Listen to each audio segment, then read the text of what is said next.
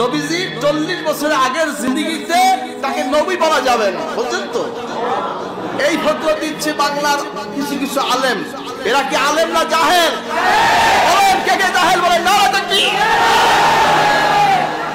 আমার নবী তিনি আদম যখন পানি এবং মাটি, আমার নবী তখন নবী, বলেন না সুবহানাল্লাহ। ওয়ারাফা'না লাকা যিকরাক, বলেন না সুবহানাল্লাহ। আল্লাহ বলছেন, হে নবী, আপনার আলোচনা, আপনার স্মরণকে আমি সুউচ্চ করেছি। নবীজির আলোচনা সকলের উপরে।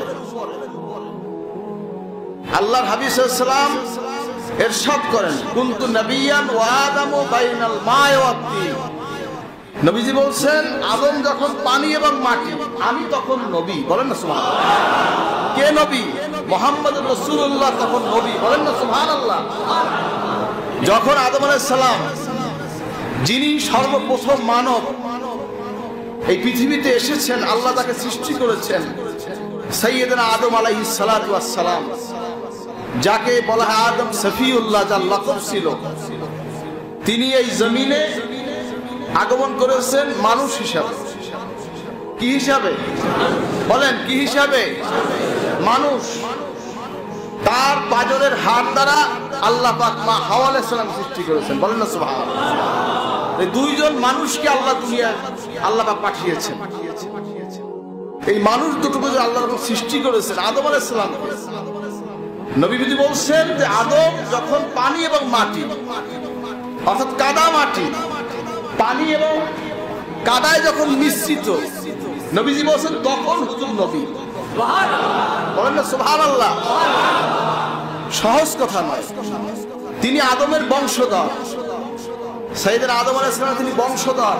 আমরাও কিন্তু আদমের বংশধর, ঠিক কিনা বলেন? নবী সাল্লাল্লাহু আলাইহি ওয়াসাল্লাম উদাহরণ দিয়েছেন, বলেছেন বাস্তব কথা।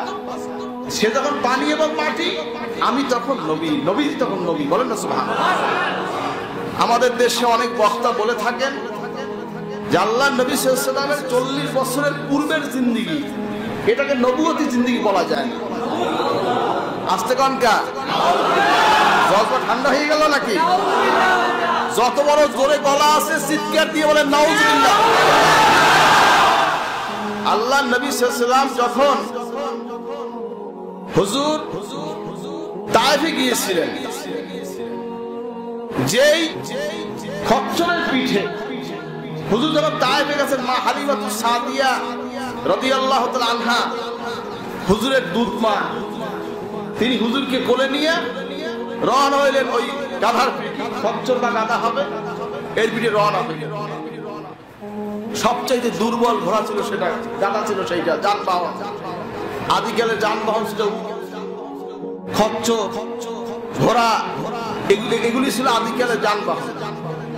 যুদ্ধের ক্ষেত্রে ঘোড়া ব্যবহার করা হতো, যানবাহনের ক্ষেত্রে উট, এবার আপনার কি বলে গাধা, খচ্চর, এগুলো ব্যবহার করা হতো। আল্লাহর হাবিব সাল্লাল্লাহু আলাইহি ওয়াসাল্লাম নিয়েও যানবাহনে যখন উঠলেন, সবের আগে তায়েফে পৌঁছে গেল সেই যানবাহন। সবের পিছে আসার সময় ছিল সবের পিছে, তায়েফ থেকে মক্কা শরীফে আসার সময় ছিল সকলের পিছে। আর নবীজিকে, আমার নবী সাল্লাল্লাহু আলাইহি ওয়াসাল্লামকে নিয়ে উঠলেন ওই গাধার পিঠে, ওই যানবাহনে, চলে গেলেন সবের আগে, বলেন আল্লাহ হাবিব সাল্লাল্লাহু আলাইহি ওয়াসাল্লাম যখন দুধ পান করতেন, তিনি এক পাশে দুধ পান করতেন আর এক পাশে খাইতেন। অর্থাৎ হুজুরের ওই যে আপনার হালিমাতুস সাদিয়া রাদিয়াল্লাহু আনহা আরেকজন সন্তান ছিল, হুজুরের দুধ বোন হোক বা ভাই হোক, যেটাই হোক, ছিলেন। কিন্তু সে আপনার ওই নবী সাল্লাল্লাহু আলাইহি ওয়াসাল্লাম, সে মায়ের স্তন যেই দিক থেকে খাইতো, নবী সেদিক খাইছে, বলেন না সুবহানাল্লাহ। জন্মের পরেই আল্লাহ তাকে ইনসাফ শিক্ষা দিয়েছেন, বলেন না সুবহানাল্লাহ। হাজরিন, নবীজিকে আল্লাহ পাক প্রথম আদব শিক্ষা দিয়েছেন, উত্তম আদব, প্রথম ইলম শিক্ষা দিয়েছেন, উত্তম ইলম। قال النبي صلى الله عليه وسلم أدبني ربي فأحسن تأديبي وعلمني ربي فأحسن تعليمي, বলেন না সুবহানাল্লাহ। হাজরিন, নবীজির জন্ম থেকেই তার সবকিছু আল্লাহ দিয়ে দিয়েছে।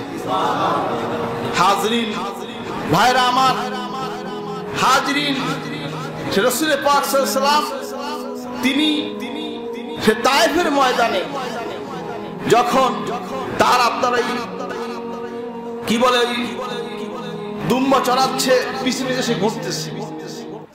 হাজরিন, তখন আকাশে মেঘ তাকে ছায়। সিরিয়ায় গেলেন 12 বছর বয়সে চাচা আবু তালেবের সাথে, মেষ চড়াচ্ছে, উপর থেকে মেঘ তাকে ছাওয়া দিচ্ছে। মরা গাছের নিচে গিয়ে বসেছে, গাছটা এখনো আছে, সেই নবীজির গাছটা এখনো আছে। বলেন না সুবহানাল্লাহ। গাছের নিচে আল্লাহর হাবিব গিয়ে বসেছেন, মরা বাবলা গাছ জিন্দা হয়ে গেছে, ঝুঁকে নবীজিকে ছায়া দিচ্ছে। বলেন না সুবহানাল্লাহ। তো নবীজি 40 বছরের আগের জিন্দেগিতে তাকে নবী বলা যাবে না, বুঝছেন তো? এই ফতোয়া দিচ্ছে বাংলার কিছু কিছু আলেম। এরা কি আলেম না জাহেল? বলেন কে কে জাহেল? বলেন নারা তাকবীর। আমার নবী তিনি আদম যখন পানি এবং মাটি, আমার নবী তখন নবী। বলেন না সুবহানাল্লাহ। এই আকীদা রাখবেন মিয়া সাহেব, এই ইতিকাদ রাখবেন। ইতিকাদের মাধ্যমে মানুষ উঁচুতে উঠে যায়, ইতিকাদের মাধ্যমে মানুষ নিচে পড়ে যায়।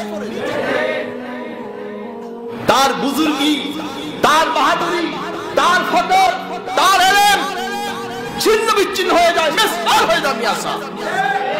আর ইতিকাদের কারণে যদি তার ইতিকাদের মধ্যে খুলুসিয়ত থাকে, আদব থাকে, ইখলাস থাকে, মনে রাখবেন সেই লোকটা উঁচুতে উঠে যায়।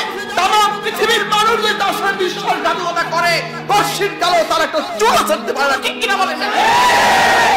হাজরিন, সেই নবীর উম্মত হলো আমরা।